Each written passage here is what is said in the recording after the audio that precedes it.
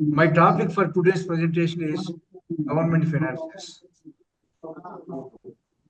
According to Article 112 of the Indian Constitution, the Union Budget of India is a comprehensive annual financial statement of government's capital, revenue, and expenditures. The budget is presented by Finance Minister of India, the Parliament, usually on the first working day of February, so that it can be implemented before the start of the new financial year. The annual financial statement is divided into three parts, that is consolidated fund, contingency fund, and public account. As far as the consolidated fund is concerned, it is the main account of Government of India and that collects all government revenues, and it will make the expenditure, it will make the payments also. So we call it as revenue and expenses. So to withdraw the funds from the consolidated fund, the parliamentary approval is required. Contingency fund, it's set aside to cover possible unforeseen future expenses. And we have public account also. See, funds in the public account are received on behalf of the Government of India, but public account funds do not belong to the government and have to be finally paid back to the persons and authorities that deposited to them. So before getting into detail of the Union Budget 2025-26, just we will have some idea about the overview of the Indian economy. The gross domestic product growth, that is GDP growth, is expected to be between 6.3 and 6.8% during 2025-26. During the first half of 2024-25, the India's GDP growth was supported by agriculture and service sectors with an improvement in rural demand. So, in the first half of 2024-25, the existing financial year, in the existing financial year, the first half, that is the first 6 months, the GDP growth was accelerated. It was supported by agriculture and services with an improvement in rural demand. Consumer price index, which was at 5.4% in February 2024, and it is expected to decline to 4.9% during 2025-26. Compared to the first 9 months of 2023-24, during the first 9 months of 2024-25, the goods exports growth increased by 1.6%. During the same period, service exports increased by 11.6%. The current account deficit reduced slightly to 1.2% of GDP in the second quarter of 2024-25. The forex reserves of India reached $634 billion as of 3rd January 2025. The Indian rupee depreciated by 2.9% against American dollar during April and December 2024. So in the last year, after April to December, the Indian rupee depreciated by 2.9% against American dollar. And the Reserve Bank of India maintained policy rate, particularly the bank rate, at 6.5% since February 2023. So, as the policy rate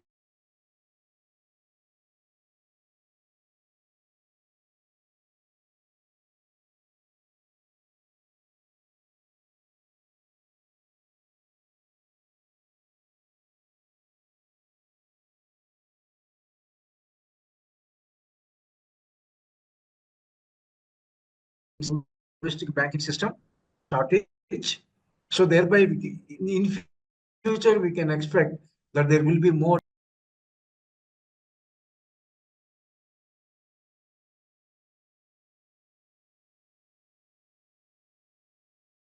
global distortions such as inflation, unemployment, crime and violence, climate change, trade wars.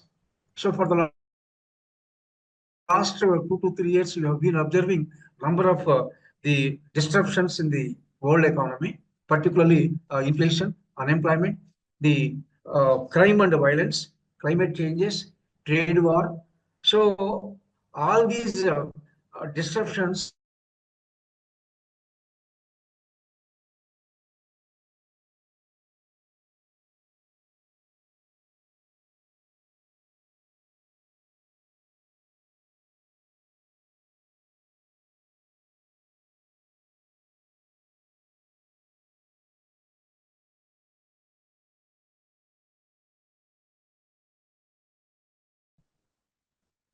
as far as the priorities of the budget is concerned, the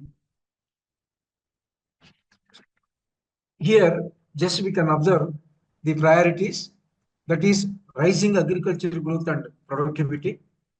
So by keeping in mind the government has come up with various measures in order to enhance the productivity, building rural prosperity and resilience, taking everyone together on an inclusive growth path, and the boosting manufacturing and furthering Make in India program. So by keeping in mind these priorities, the government has come up with some proposals in the present budget of 2025-26 and supporting micro, small and medium enterprises, enabling employment-led development, investment in people, economy and innovation, the securing energy supplies, promoting exports and nurturing innovations. These are the priorities of the government in this 2025-26 budget. The next one, as far as the transformative reforms are concerned, the budget aims to initiate transformative reforms across 6 domains. For example, government wants to introduce some transformative reforms in power sector, in the taxation system, urban development, mining, financial sector, and it also wants to come up with some regulatory reforms. And see, by introducing the transformative reforms in these 6 domains, these are the important 6 domains: taxation, power sector, urban development, mining, financial sector, and regulatory reforms. So by introducing reforms in these 6 sectors, government wants to accelerate the economic growth of the country, and government also wants to achieve the inclusive development. The government wants to uplift the household, the sentiments, particularly the consumption expenditure of the middle class people is to be enhanced, and government also wants to enhance spending power of the India's rising middle class, and at the same time the rising the private sector investments. Actually, as compared to the previous years, in the last 3 to 4 years, the private sector investments have come down. Now the private sector investments in the total investments of the economy has reached to 19% only. So compared to the pre-pandemic level, now after the COVID-19 pandemic, the private investments have come down. So thereby government wants to enhance the investments in the private sector. Now just if we observe the government finances in the economy, as far as the government finances are concerned, here we have we are required to look into some of the important concepts. Now we will see the budget at a glance.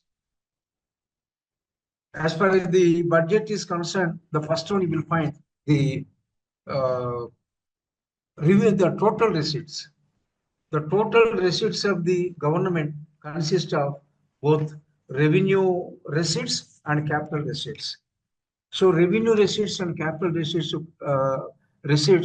are combined and constituted together into the total receipts. The revenue receipts consist of both the tax and non-tax revenue.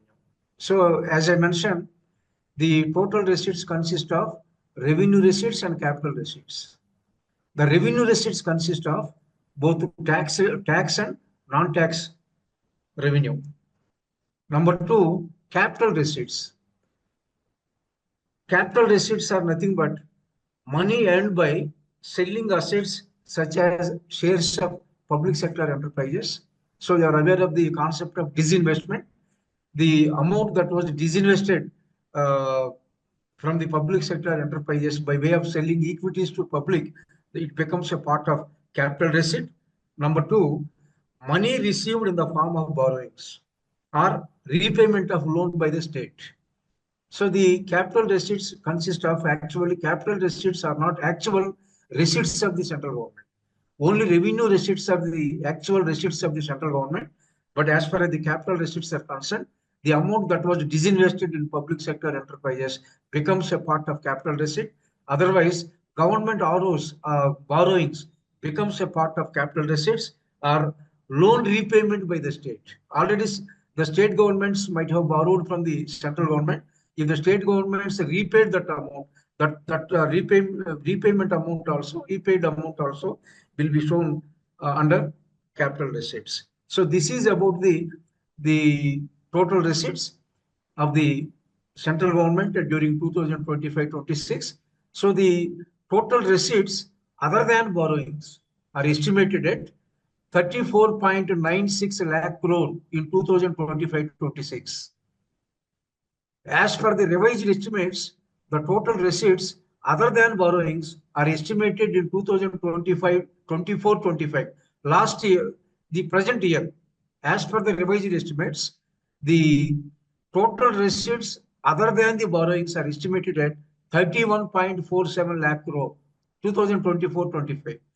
But as far as 2025-26 is concerned, it is estimated at 34.96 lakh crore. So compared to 2024-25, in 2025-26 next year, the total receipts other than borrowings will be more by about nearly 3.5 lakh crore. The next one, total expenditure. So as far as the total expenditure concerned, total expenditure consists of both revenue expenditure and capital expenditure. But here we have to keep it in mind. Capital expenditure is essential to achieve rapid economic development in the economy because most of the capital expenditure is productive. But as far as the revenue expenditure is concerned, most of the revenue expenditure is unproductive. So the total expenditure is estimated at 50 lakh 65,345 rupees in 2025-26. Just I'm repeating, 50.65 lakh crore in 2025-26. So compared to 2024-25, in 2025-26, the total expenditure is higher. The next one, as far as the net tax receipts are concerned, the net tax receipts are estimated at 28.37 lakh crore in 2025-26. The gross market borrowings are estimated at 14.82 lakh crore in 2025-26. So here, as far as the capital expenditure is concerned, I told capital expenditure consists of both the revenue expenditure and capital expenditure. The capital expenditure is very much productive, but revenue expenditure is not that much of productive because most of the revenue expenditure we used to be observed in case of interest payments, in case of salaries payment and pensions. Such expenditure you will find as far as the revenue expenditure is concerned.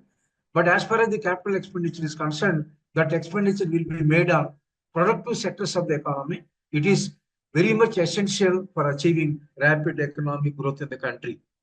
And the capital expenditure, as I mentioned earlier, is estimated at 11.21 lakh crore in 2025-26.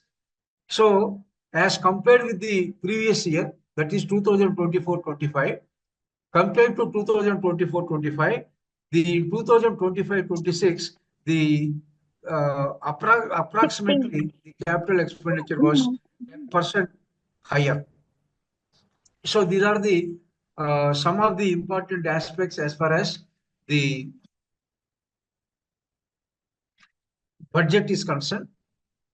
Now, if you observe some of the important deficits from the same under budget at a glance, you will also find some of the deficits also. But so far we have seen the total receipts we have seen, total expenditure also we have seen. As far as the total receipts are concerned, total receipts consist of revenue receipt and capital receipts. Like that, we can keep it in mind. The revenue receipts are actual receipts of the government, but capital receipts are not actual receipts. They are mostly borrowings. Next, I told total expenditure. Total expenditure consists of both revenue expenditure and capital expenditure. But higher proportion of revenue expenditure can be seen in the budget compared to capital expenditure. But the governments are required to make more expenditure towards developmental activities. So expenditure towards productive activities is capital expenditure. But out of the total expenditure of the union budget, you observed only the capital expenditure was amounted to only 11 lakh crore out of the 50 lakh crore of the union budget. Next, once you observe the deficits of the union budget, the fiscal deficit in 2025-26 is targeted at 4.4% of GDP. So for the next financial year, fiscal deficit was targeted at 4.4%. But for the existing 2024-25, the fiscal deficit was registered at 4.8% of GDP. So compared to 2024-25, it is expected that the fiscal deficit will come down by 0.4%. The fiscal deficit is nothing but excess of government expenditure over receipts. Excess of government expenditure over receipts. For example, if the fiscal deficit rises, it would lead to some inflationary pressures.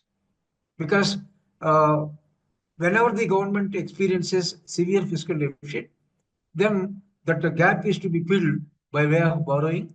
So thereby, money supply would rise in the system. As because of rise in money supply, inflationary pressures will prevail, and such a huge fiscal deficit will have an impact on the currency value also. The next deficit, that is revenue deficit.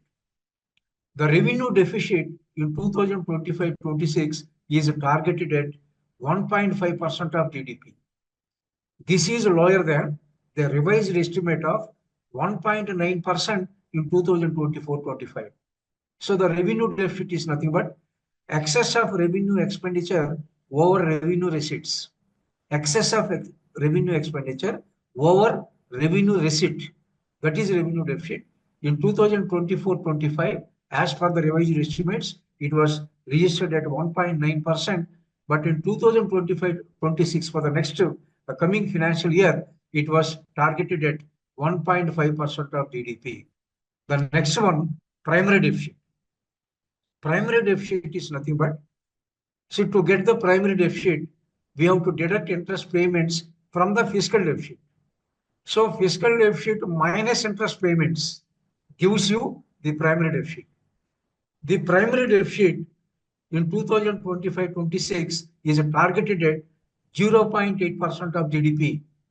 This is lower than the revised estimate of 1.31% of GDP in 2024-25. So far we have seen three important deficits, that is fiscal deficit, number two revenue deficit, and number three primary deficits. So these three deficits were targeted lower than the 2024 revised estimates of 2024-25. And here we will also find effective revenue deficit. Effective revenue deficit is nothing but difference between revenue deficit and grants given for the creation of capital asset. So revenue deficit minus grants given for the creation of capital assets gives you the effective revenue deficit. In 2025-26, it was targeted at 0.3% of GDP.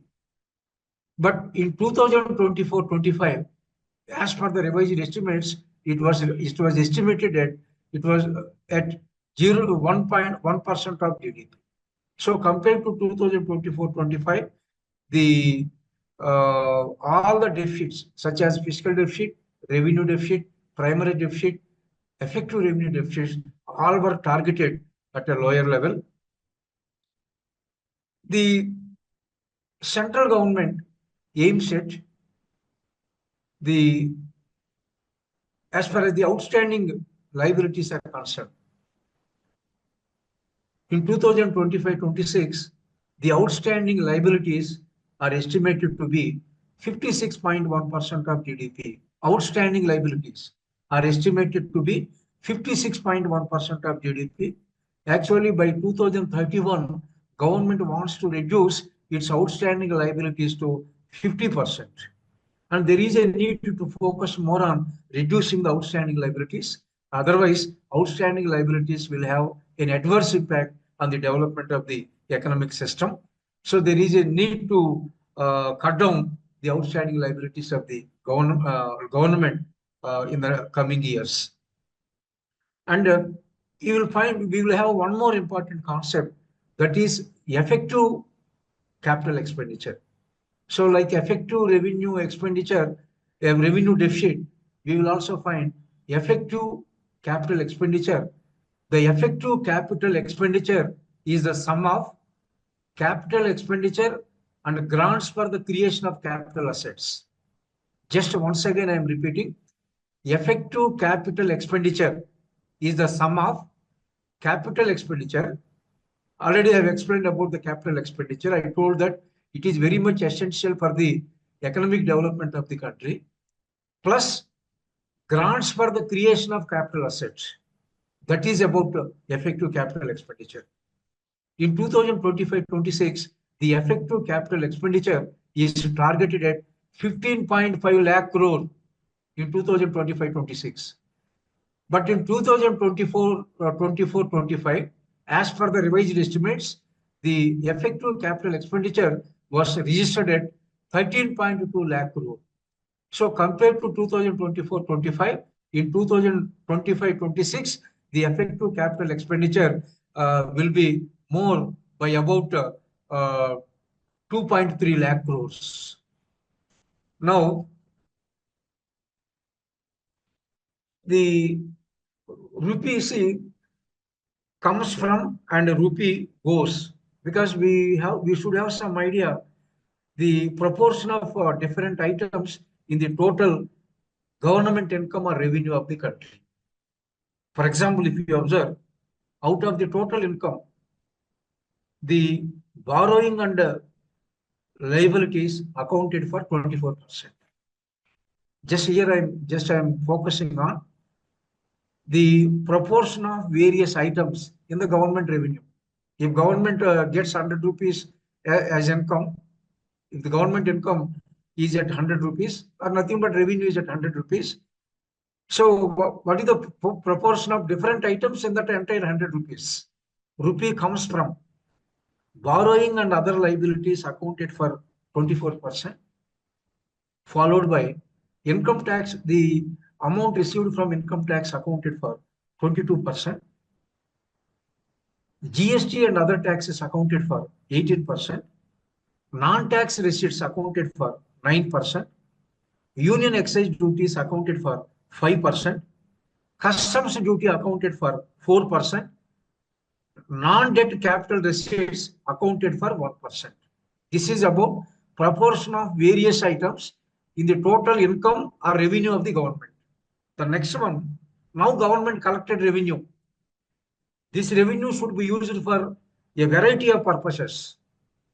So it is nothing but government spending. So the collected revenue is used for the variety of purposes such as state's share of taxes and duties, that is 22%. State share of taxes and duties, because the central government imposes various kinds of taxes. And state governments also contribute. State governments also impose certain taxes. So from that it pays certain amount to central government also. It goes to central government also. So from the entire central government's tax pool, according to the last Finance Commission recommendations, 42% of the central tax revenue should be passed on to the states. That is different. See, for the sake of your understanding, just I have interpreted 42%. So according to Finance Commission recommendations, 42% of the central tax revenue should be passed on to the states. That is different. Here now I would like to say the union government will spend 22% of their income, that is revenue, in the form of state share of taxes and duties. It will spend that much of amount. So 22% of the amount goes to states in the form of share in the taxes and duties, followed by for interest payments 20%. Out of the total government income, 20%, the proportion of interest payments accounted for 20%. 20% goes to making interest payments. Next, to implement central sector schemes, excluding capital outlay and defense and subsidy, 16%. As per the recommendations of Finance Commission and other transfers, 8 rupees goes for that. That is 8% goes for that. For central sponsored schemes, 8%. So for defense expenditure, 8%. Major subsidies, 6%. Other expenditures, 8%. And for pensions, 8%. Like that now, just here I have mentioned about the proportion of various items in the government revenue or income.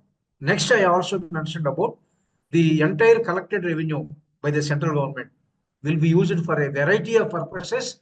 So both the rupee comes from and rupee goes, that we have seen so far. The next one, the defense the resource allocation among various sectors of the economy. As far as the resource allocation into resource allocation for various sectors of the economy is concerned, first you will find the defense sector was accorded highest priority in terms of resource allocation. So this is most important part here, expenditure of major items. The defense sector was accorded highest priority in the resource allocation. The defense sector was allocated 4,91,732 crores. 4,91,732 crores were allocated for defense sector, followed by rural development, home affairs, agriculture and allied, education, health, urban development, IT and telecom, energy, commerce and industry. So here just I have explained about the expenditure of the major items. So here we have seen defense sector was accorded highest priority in terms of resource allocation during Union Budget 2025-26. Next to defense, rural development was accorded priority, followed by home affairs, agriculture and allied, education, health, urban development, IT and telecom, energy, commerce and industry. Now, if we observe the taxes and the financial sector reforms, as far as the taxes and financial sector reforms are concerned, in the recent days we have observed the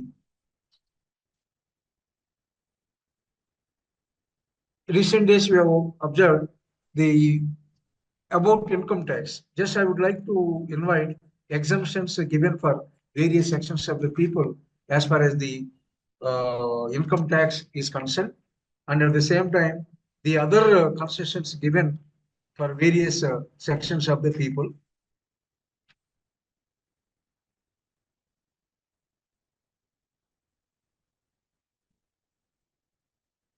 The next one,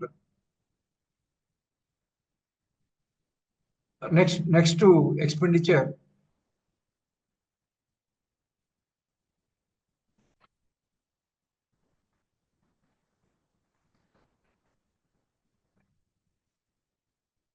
So as far as the taxes and financial reforms are concerned,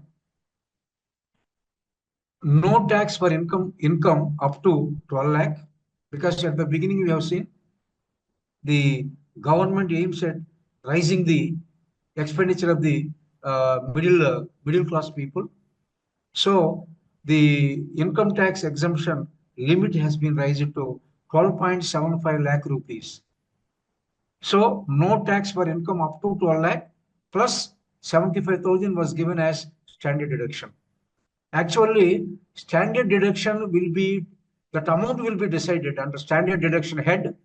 The amount will be decided by taking into inflation. So those who income exceed 12.75 lakh, that is 12 lakh 75,001 rupee, are liable to come under the purview of the income tax. During 2025-26 budget, the personal income tax slabs have been rationalized to encourage the domestic consumption. So in order to encourage the domestic consumption, the personal income tax slabs have been rationalized. If you observe the new income tax slabs, from 0 to 4 lakh, there will not be any income tax. From 4 lakh to 8 lakh, 5% will be imposed. From 8 to 12 lakh, 10%. From 12 lakh to 16 lakh, 15%. 16 to 20 lakh, 20%. 20 to 24 lakh, 25%. Above 24 lakh, so 30% of the tax will be imposed on those people whose income exceeds 24 lakh. So here we have to remember the income tax slabs have been rationalized.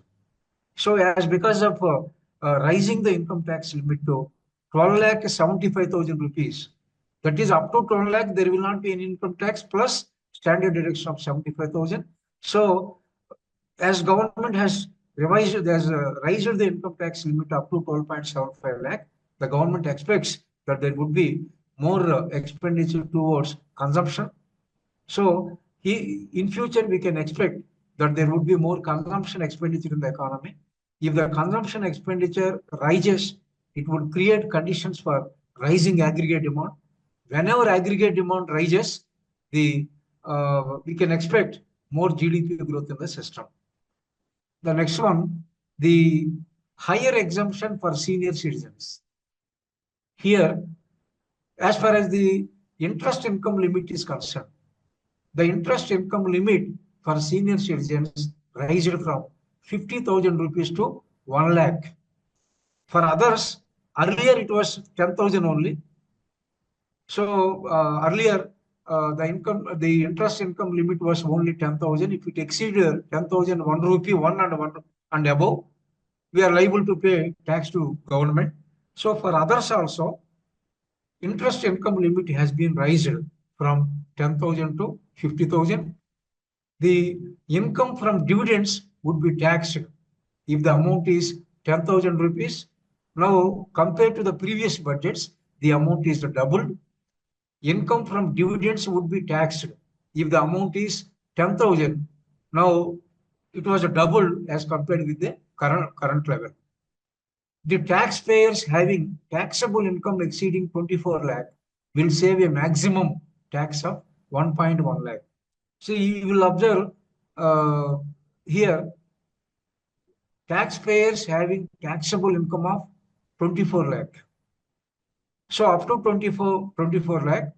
So they, as because of this, for example, if you select the new income tax slab, under new income tax slab, you can save up to 1,10,000 rupees in the, as far as the new income tax slab is concerned. The 7 tariff rates have been removed. Earlier, there was higher tariff on some of the products. The 7 tariff rates have been removed: 25%, 35%, 30%, and 40%. It was reduced to, say, earlier there was more tariff on some of the products at various levels: 25%, 30, 35, and 40. Now all these rates have been reduced to 20%, while 150%, 125%, and 100% reduced to 70%. So we have also seen some progress in terms of tariff reduction. Tariff is nothing but import duty. Earlier, we have seen the rationalization of income tax slabs, and at the same time, we have also seen the customs, the tariff rate reduction also. 36 life-saving drugs and medicines fully exempted from basic customs duty. 6 life-saving medicines to attract concessional customs duty of 5%. The FDI limit for insurance companies has been raised from 74 to 100%. As because of rise in FDI into insurance sector, we can expect that there would be more FDIs into insurance sector. So competitive environment would prevail in the between the insurance companies. So from that we can expect, see, some more new insurance policies also will be designed. So in terms of designing new insurance policies, in terms of some innovations, see, there will be much competition between the firms located in that entire insurance industry. Thereby, the people generally, on one hand, we can attract more FDI inflows. On the other hand, as because of the designing of a new innovative insurance products, the people also will get benefited from this. So with this, I will stop my presentation.